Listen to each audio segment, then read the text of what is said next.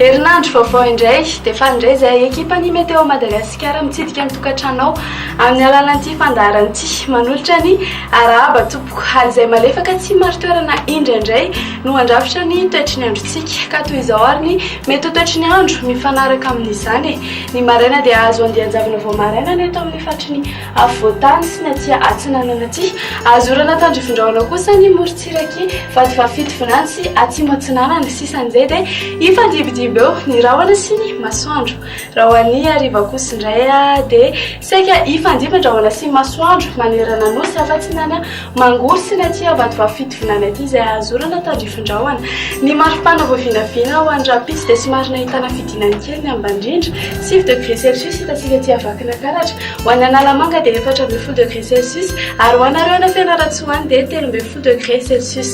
Ny maripana ambandrindra ho an'ny morontsiraka kosa dia manodidina ny 9 ka hatramin'ny 4.0 degré celsius eo.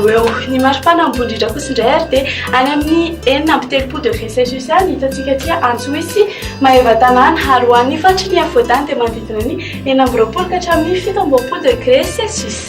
Tezantsika amin'ny mety toetry ny andro ho an'ireo tanan-dehibe sy nosy manodidina ny Madagasikara reto ary ho avy ny orana ny Paris sy Bangkok fa ho aray kotrika izany ny any Comores. Azorana tandrifindraona kosa ny any Maurice, Seychelles sy Nairobi ary ifandimban-drahona sy masoandro any Milan sy Johannesburg fa hibalika be ny masoandro any La Réunion.